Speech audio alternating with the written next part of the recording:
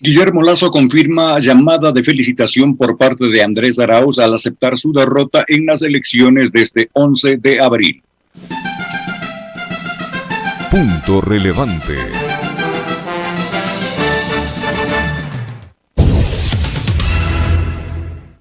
El virtualmente electo presidente de Ecuador, Guillermo Lasso, confirmó que recibió una llamada del candidato opositor Andrés Arauz para felicitarlo por el triunfo en las elecciones de este domingo 11 de abril. Gracias por ratificar tu compromiso con el fortalecimiento de la democracia en nuestro país, escribió Guillermo Lasso. Andrés Arauz había anticipado que iba a llamar a Guillermo Lasso tras aceptar su derrota y lo felicitará, así como le demostraría sus convicciones democráticas, además de organizarse para la reconstrucción de su organización política. Hemos llamado a superar el odio, es la hora de la democracia, de acabar con la persecución política, señor Lasso. Le invito a que se respete el Estado de Derecho. No queremos que sigan encarcelando a los ecuatorianos por su forma de pensar y apelamos a gestos de humanidad, agregó Andrés Arauz.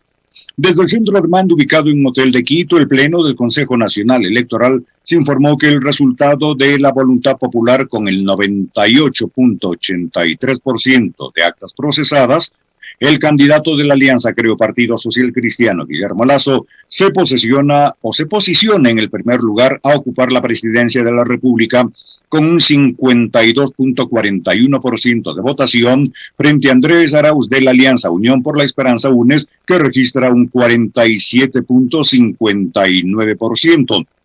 Sobre los resultados y el desarrollo del proceso electoral de este domingo, 11 de abril, Alexis Moncayo comenta en Pichincha Opina.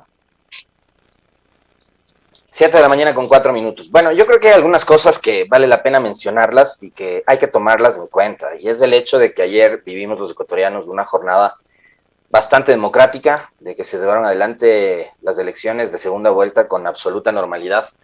Y creo que eso tiene que ver con la participación de absolutamente todos, ¿no? Y en este caso sí vale de alguna forma también destacar, más allá de todo lo negativo que vino arrastrando el Consejo Nacional Electoral con respecto de el accionar de sus consejeros, de quienes están al frente del CNE. Llevaron adelante una segunda vuelta sin mayores complicaciones, vale decirlo. Salvo ciertos aspectos que tienen que ver con excesos cometidos durante la campaña y que me parece nunca fueron regulados ni fueron controlados. Ayer lo mencionábamos en algunas de nuestras entrevistas, por ejemplo, hasta el viernes, ¿no? Estaban todavía pasando spots o cuñas publicitarias de una de las candidaturas, cuando ya estábamos en pleno silencio electoral. Entonces, creo que ahí se necesitaba algo más de control.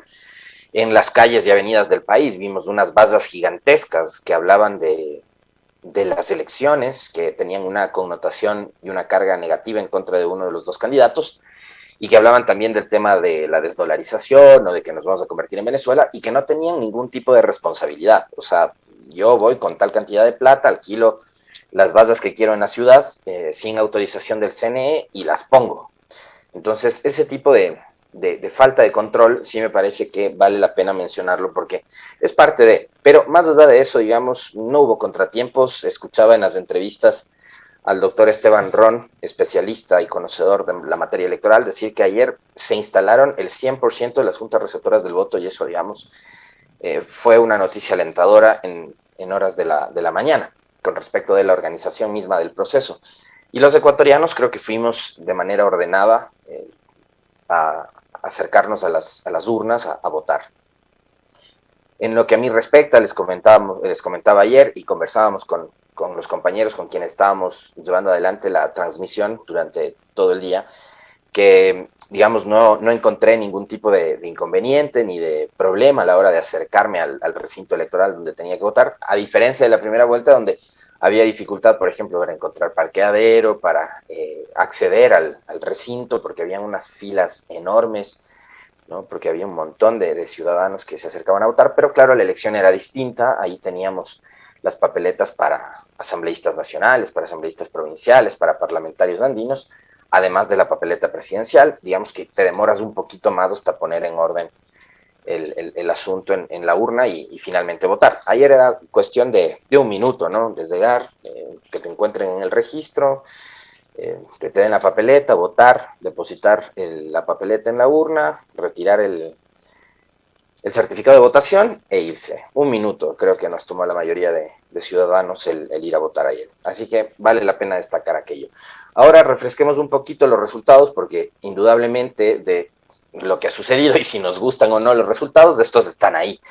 Y hay que respetarlos porque es el pronunciamiento de todos los ecuatorianos, los 13.100.000 electores que hay en este país. Ayer nos pronunciamos y ese pronunciamiento tiene que respetarse. Insisto una vez más, nos guste o no nos guste.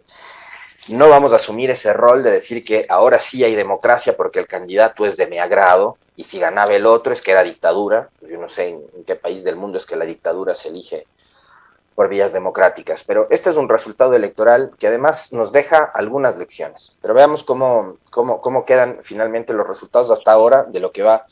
Hay un porcentaje muy bajo, menos del 2% de actas que faltan todavía por computar. A ver, tenemos un total de actas ingresadas del 98.83%, que son 39.516, de un total de 39.985. De estas válidas son 38.498 y hay un total de actas con novedad de 1.018, que representan 2.55% del 100% total. Tenemos que Guillermo Lasso gana la presidencia de la República con 52.41% de los votos y Andrés Arauz tiene 47.59%. Hay una diferencia de 4.82, casi 5, ¿no? Que es lo que anunciaba una de las empresas que había hecho el ejercicio del exit poll. Es indudable, hay un claro ganador. Ese claro ganador, además, ha recibido, como daba lectura en la nota el profe, la llamada del candidato que ha perdido las elecciones, del señor Arauz, y creo que esa es una buena señal. A ver, yo no me voy a generar falsas expectativas porque sé perfectamente en qué país vivo, pero creo que hay que analizar también con pinzas y con detenimiento el discurso de los dos candidatos. Para ir profundizando un poco más en lo que han dicho uno y otro, terminemos de ver cómo quedan las cifras, porque a propósito de los votos de ayer, creo que hay algo sobre lo cual hay que reflexionar, y que creo que es una de las lecciones que nos deja esta elección presidencial, y que les deja también a los políticos sobre todo, ¿no? Y como ciudadanos también vale la pena hablar sobre aquello. Un total de votos blancos de 169.363 y un total de votos nulos de 1.715.000 votos nulos, 1.715.000. Es una cifra altísima, son casi 2 millones de votos, ¿no? De ciudadanos de este país que llegaron a segunda vuelta y que ninguno de los dos candidatos, que ninguna de las dos opciones, que ninguna de las dos visiones de país que se enfrentaban terminó de convencerles. Y creo que hay 1.700.000 ecuatorianos decepcionados de lo que ha sido la clase política, decepcionados del sistema y decepcionados también de la forma de hacer política, yo creo, ¿no? Probablemente muchos de ellos se habrán decepcionado, por ejemplo, de cosas como la campaña sucia, se habrán decepcionado de temas como la corrupción y de otros que forman parte de este sistema político que insisto una vez más, nos deja una serie de elecciones, ¿no? En ese 52.41% que obtiene el candidato ganador, que es Guillermo Lasso, suma un total de 4.514.973 votos, y Andrés Arauz Galarza, que saca el 47.59%, saca 4.099.817 votos. Sufragantes en total en el país hubo 10.500.258 personas que nos acercamos a votar. Un ausentismo que sumó 2.193.769 ecuatorianos. Esos son los resultados que tenemos hasta ahora. Les insistimos una vez más, falta muy poquito para que se complete el 100% de las actas escrutadas. Ahora, vamos a la profundidad, a lo que nos interesa, la profundidad del entendimiento, además de los resultados del día de ayer. Creo que es de alguna forma positivo cómo han recibido los resultados de uno y otro, ¿no? En el caso de Guillermo Lasso, escucharle hablar de que él quiere ir hacia un Ecuador y un país del encuentro, me parece que está bien. Y por eso es que yo ayer en uno de mis tweets lo que decía es que cualquiera de los dos que resultara ganador, lo que tenía que hacer era reunificar el país. Pero creo que ese concepto de reunificar es como que demasiado aspiracional, ¿no? Es muy utópico. Nunca vamos a lograr eso, pero sí por lo menos generar una unidad y un consenso sobre la base de un hecho que es real, que necesitamos salir del abismo al que nos ha llevado el gobierno de Lenín Moreno. Insisto, cualquiera de los dos que hubiera resultado ganador tenía como misión primordial y fundamental esa, ponerle al país, digamos, sobre rieles, en un andarivel en el que por fin podamos caminar hacia adelante y dejar de gobernar siempre viendo hacia atrás, ¿no? Como caminando hacia atrás o viendo el retrovisor, siempre fijándonos en lo que hizo o no hizo el gobierno anterior y siempre echándole la culpa al que estuvo antes, ¿no? Que ese es, digamos, el modelo de gobierno que hemos tenido los últimos 4 años. Entonces, me parece que es por lo menos alentador. Yo no voy a decir que es, por fin hemos alcanzado la madurez por el hecho de que Arauz le ha llamado a Guillermo Lasso, de que Guillermo Lasso ha dicho que quiere un Ecuador del encuentro. Esperaría que se cumpla con todo esto. Esperaría que las tensiones políticas bajen. Hemos vivido 4 años de un proceso de descomposición total del país, de desinstitucionalización, de volver trizas el Estado que siempre fue débil, era un Estado débil, pero que algo se había construido durante la década anterior, pero todo eso, Moreno, como un castillo de naipes, ¿no? Lo fue echando abajo. Y creo que ahora la misión fundamental que tiene Guillermo Lasso es tratar de recomponer todo esto que Moreno deja destruyendo, ¿no? Yo espero, se los digo de verdad, que a Lasso y a todo su gobierno, quienes vayan a formar parte del mismo, les vaya bien, porque indistintamente si el gobierno es de izquierda, de derecha, de centro, de arriba o de abajo, si es verde, si es azul, si es naranja, si es del color que sea, si es que al gobierno le va bien, a todos los ecuatorianos, por ende tendría que irnos bien. Entonces yo espero y le deseo todos los éxitos posibles a Guillermo Lasso en su misión de llevar adelante el país, de gobernar el Ecuador durante los próximos 4 años.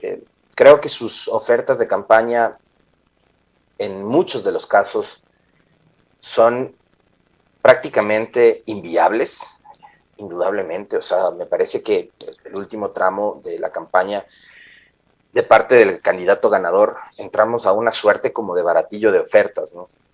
Hace 4 años Lasso te ofrecía 1 millón de empleos, ahora resulta que te ofrece 2 millones de empleos, con una situación económica muchísimo más complicada que la de hace 4 años. Entonces, si es que Lasso llega a cumplir con la mitad de lo que ofrece, yo creo que el Ecuador podría tomar un rumbo, porque me parece que fueron propuestas bastante demagógicas, bastante populistas. A ellos que sobre todo les encanta hablar del populismo como eso, ¿no? Como ese juego clientelar de ofrecer el oro y el moro a la gente. Bueno, acá creo que pasó eso. Y creo que pasa también con el tema de los salarios. El sector empresarial, el sector que apoya a Guillermo Lasso, en diciembre del año pasado, se oponía a un incremento mayor a $10 al salario básico unificado. Ellos mismos ahora han votado por un candidato que ha ofrecido llevar el salario básico a $500. Me parece a mí que es impracticable eso, me parece que es impracticable porque Lasso o va a tener que convencerles a todos sus cercanos, ¿no? Los empresarios, a los banqueros, que van a tener que subir el salario a sus trabajadores a $500, porque era parte de sus ofertas de campaña. Entonces, insisto una vez más, yo espero que cumpla por lo menos con la mitad de lo que ha ofrecido Lasso. Y si llega a cumplir con la mitad de lo que ha ofrecido, en buena hora, porque ya hemos tenido experiencias, y ayer durante la mañana conversábamos sobre esto y profundizó mucho en el diálogo el Quique Vivanco cuando tuvimos la oportunidad de entrevistarlo y de conversar con él y de desayunar también, por cierto, en nuestra emisión especial de ayer de Ecuador por Más Democracia, en la transmisión que hicimos junto a, y de paso, un agradecimiento y una felicitación a todo el equipo, al personal humano, técnico, logístico, operativo, de Pichincha Universal, de Radio La Calle, de Propuesta EC, de Radio Espacio, que estuvieron en la cobertura de esta jornada tan importante para el país. Y el Quique que decía ayer sobre esto, ¿no? Sobre el valor de la palabra. Moreno llegó con un plan de gobierno que indudablemente no cumplió nunca, es decir, llegaba con una propuesta que era la continuidad de lo que había dejado la Revolución Ciudadana, Alianza País en su momento, y Rafael Correa, de lo que representaba, ¿no? el proyecto político que lideró en ese momento Correa, y Moreno llegaba como la continuidad de ese proyecto, y resulta que hizo todo lo contrario, no cumplió con absolutamente nada. Yo recuerdo que una de sus ofertas era la de entregar 325,000 viviendas, y creo que hasta el momento ha entregado 4. Alguna vez puso un tweet en el que citaba que incluso han entregado casas con piscina. Es que Moreno además ha pasado estos 4 años viéndonos la cara, ¿no? Y mintiéndonos con un cinismo que es ya extremo y que raya a unos niveles impresionantes del entendimiento que uno puede tener de lo cínica que puede ser una persona. Y creo que esa es otra de las cosas buenas de este proceso electoral. Finalmente, Moreno tiene que irse, el 24 de mayo se va, y si se va, que le vaya bonito y que no vuelva, ¿no? Porque tipos como Moreno en la política creo que le hacen más mal que bien a esta actividad. Y creo que Moreno también es parte de, y es en buena parte también, ¿no? El responsable de ese descontento que hay de la ciudadanía, porque fíjense ustedes, a propósito de esto último que estábamos conversando, de que tú llegas, te presentas como candidato con una propuesta, ¿no? Y aquí tienes como 100 ofertas de campaña para la gente, entre que les das 250,000 empleos, 325,000 viviendas, el programa para los abuelitos, el tema de la primera infancia y no sé qué. Y no cumples con nada. Y no haces nada por ellos. Y terminas convirtiendo el país en lo que tenemos ahora, en ruinas, ¿no? Entonces, creo que esa herencia que deja a partir de el haber no traicionado al correísmo, no traicionado a lo que eligieron en el 2017, y el haber llegado a gobernar el país con un plan de gobierno y haber hecho todo lo contrario, creo que a la clase política le hizo un daño tremendo. Y creo que también esto lo voy a decir con absoluta sinceridad y además entendiendo y conociendo el problema. Yo no creo que con este resultado de la Revolución Ciudadana o lo que llaman correísmo, ahora sí sea un cadáver político, porque eso van a tratar de decir, ¿no? Como cuando en la primera vuelta dijeron que había un 78% de rechazo a la Revolución Ciudadana. Yo no creo que sea así. Tienen el bloque de asambleístas más numeroso, tienen 50. Han llegado a la segunda vuelta. En la segunda vuelta han perdido por una diferencia de 4.80 puntos. Y lo que sí creo es que tienen que replantearse muchas cosas. Eso sí, indudablemente. Y yo empezaría por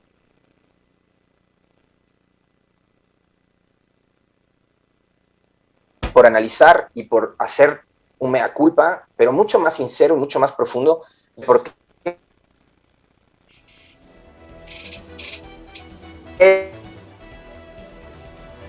eligieron a Moreno como el candidato en el 2017, porque me parece que ahí impuesto a Moreno como candidato presidencial en ese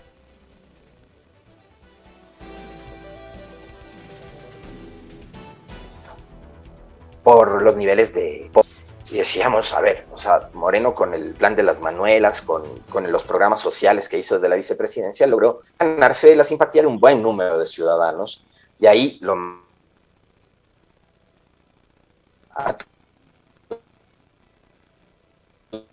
Listear en Suiza, pasó becado en Suiza, no daba ningún tipo de imagen negativa, porque estaba fuera de la conversación, y mantenía esos niveles de popularidad. Entonces lo trae a candidato porque resulta que los otros candidatos que preveía el correísmo como opciones quizás no ganaban, y uno de ellos era Jorge Glass, ¿no? Pero creo que hubiese sido incluso hasta más honesto con su proyecto político y con lo que creía Correa en ese momento, ir con un candidato, digamos, mucho más alineado con sus tesis, porque es indudable que Moreno no estaba alineado con ellos. Y me parece que lo entendían, pero que les cegó y les nubló las ganas de seguir ganando. Y fíjense ahora, tienen una derrota y una derrota que van a tener que procesarla de la forma más transparente y de la forma más honesta. Por esto que les estoy diciendo, porque creo que el error no solo estuvo en esta campaña, sino estuvo en lo que ocurrió en 2017 cuando eligieron a Moreno. Y Moreno hoy significa eso, significa traición, significa desgobierno, significa destrucción del país, del Estado, de las instituciones. Y probablemente ese 1.700.000 ecuatorianos que ahora deciden votar nulo, votan nulo porque no confían ni en el uno ni en el otro, porque han tenido un presidente y un gobierno que les ha provocado desconfianza. Yo creo que el resultado para el correísmo tiene que ver muchísimo con la herencia que deja Lenín Moreno. Y ojalá los análisis, la reflexión, incluso hasta la forma de pensar vaya cambiando un poco, ¿no? Y se abran más los abanicos, incluso por un tema de renovación. Y no tiene que ver esto con la renovación de cuadros, porque yo ayer lo mencionaba también con uno de nuestros invitados, con Mauro Andino. ¿Por qué si somos tan rigurosos en un caso para exigir renovación? Es decir, queremos que Correa a los 50 y pico de años que tiene se jubile y no vuelva más a la política. Queremos que otros cuadros importantes también que tiene la Revolución Ciudadana ya se jubilen y den paso a los jóvenes. ¿Y por qué no le exigen lo mismo a Guillermo Lasso, que va por su tercera elección presidencial? ¿O por qué no le exigen lo mismo al aliado principal de Lasso, que fue Nebot, que lleva haciendo política durante los últimos 40 años? Entonces sí me parece que hay unos niveles de exigencia distintos entre unos y otros. Pero creo que la renovación, insisto una vez más, no pasa únicamente por las figuras, no pasa únicamente por los nombres, creo que pasa por las ideas. Y esas ideas que en un momento la Revolución Ciudadana y sobre todo Correa, que fue un presidente que trató de modernizar el país y las instituciones, y creo que lo hizo bien, el ejemplo más emblemático es lo que pasó con el registro civil, y ahí tenemos otro tipo de instituciones, de igual forma que experimentaron una renovación importante. Creo que tiene que ver con esas ideas que hoy, por ejemplo, hicieron que su campaña, y que siendo un candidato joven, Andrés Arauz, de 36 años, no empate con los votantes jóvenes de hoy en día, ¿no? Vamos a hablar más adelante con especialistas en la materia política. Yo no lo soy, yo no les voy a decir a ustedes por qué las mujeres votaron de tal o cual forma, por qué los jóvenes votaron de tal o cual forma, por qué las minorías o los grupos, las organizaciones sociales, las personas del LGBTIQ votaron de una forma o de otra, por qué el norte de Quito vota así, el sur acá, o los cantones, o por qué la costa decide inclinarse por la otra candidatura. Eso, digamos, vamos a profundizarlo más adelante con los analistas y con los invitados que tenemos para esta mañana, pero sí me parece que llega una etapa en la Revolución Ciudadana donde, insisto, tienen que empezar a reflexionar sobre lo que hicieron mal desde el 2017 y quizás incluso antes, ¿no? Porque, por ejemplo, en Quito, y esto creo que todos lo sabemos, la debacle de la RC empieza con la derrota de Augusto Barrera a la alcaldía, ¿no? Enfrentándose con Mauricio Rodas, y ahí empieza la sociedad quiteña a desencantarse de un proyecto político por el cual había optado desde el 2006 convertir. Tanto es así que esta ciudad se había convertido en uno de los bastiones principales de la Revolución Ciudadana, cosa que hoy ya no es más, ¿no? Porque los resultados están ahí sobre la mesa, y más bien lo que ha hecho la Revolución Ciudadana es consolidarse en otras provincias importantísimas también, como por ejemplo lo que sucede en Manabí, o lo que sucede en provincias como Esmeraldas, Los Ríos. Creo que hay que entender también cómo es que Lasso logra posicionarse en ciudades como Quito, a pesar de representar, digamos, o de ser, o de identificarse con, incluso por el nombre de su principal empresa, que es el Banco de Guayaquil, con el puerto principal. Pero además creo que hay que hablar sobre otro tema que es fundamental, y es que esta elección, desde mi punto de vista, ha significado uno de los procesos electorales más desiguales, más inequitativos de nuestra historia, porque hemos visto cómo todo un aparato de comunicación, con vocerías, con figuras públicas, incluso con influencers, con un montón de gente que le rodeó al candidato Lasso, que ha venido trabajando durante no los últimos 4 años, sino los últimos 14 años. ¿no? Ha sido una lucha entre David y Goliat, con una cantidad de recursos que, por ejemplo, en el tema de la pauta publicitaria en redes sociales es una relación de 10-1. Entonces, eran todos los recursos posibles, ¿no? Para una campaña contra una campaña que más bien fue modesta y que vino sufriendo ataques desde hace muchísimo tiempo atrás, es decir, las acusaciones de corrupción, el tema de octubre, muchas cargas negativas le montaron a la Revolución Ciudadana, que tuvo que ir además refugiándose de partido en partido, porque recordarán ustedes que les dejaron sin Alianza País, que hoy ya no, ahora sí es una ficción, como la dijo Correa en el 2014, pero ahora sí es una ficción. Alianza País ya ni siquiera tiene una sede, la demolieron en estos últimos días a la sede que está ubicada en la Avenida de los Chiris. De ahí tuvo que ir buscando espacios, ¿no? Fue a Compromiso Social. Antes trató de inscribir un par de veces su propia organización política en el CNE y recibieron, digamos, respuestas negativas y todo tipo de obstáculos con unos argumentos que, digamos, ya rayan en lo absurdo, pero les impidieron poder inscribir su propia organización, movimiento, partido político. Calaron en Fuerza Compromiso Social, el movimiento que lidera la señora Vanessa Freire, pudieron participar en las seccionales, tuvieron algunas victorias interesantes, la prefectura de Pichincha, la prefectura de Manabí, el número de concejales que obtuvieron acá en la capital de la República. Y después, por una jugada maestra, ¿no?, del Contralor Celi, resulta que de un soplo elimina Fuerza Compromiso Social del registro, entran en una disputa de carácter legal, pero para eso ya, digamos, estábamos con el calendario electoral corriendo, entonces les tocó buscar alianzas y llegar hasta Centro Democrático, que lidera Jimmy Jairala, y poder participar desde ese espacio. Entonces, ha sido una pelea, insisto, desigual, con no solo el Estado, sino con los aparatos de comunicación, de producción y demás, montándole una campaña de desprestigio realmente permanente, persistente, constante, de todos los días, ¿no? Que te estén llamando 24 horas al día ladrón, corrupto, piso, prófugo, eso es toda esa carga, con toda esa carga tuvieron que pelear durante estos meses de campaña, y es difícil, ¿no? Sin duda es duro y los resultados están ahí. Lasso tiene 4 años para demostrarle al país que su pelea desde el 2013 hasta acá no ha sido en vano y que en serio le importa más del país que su banco.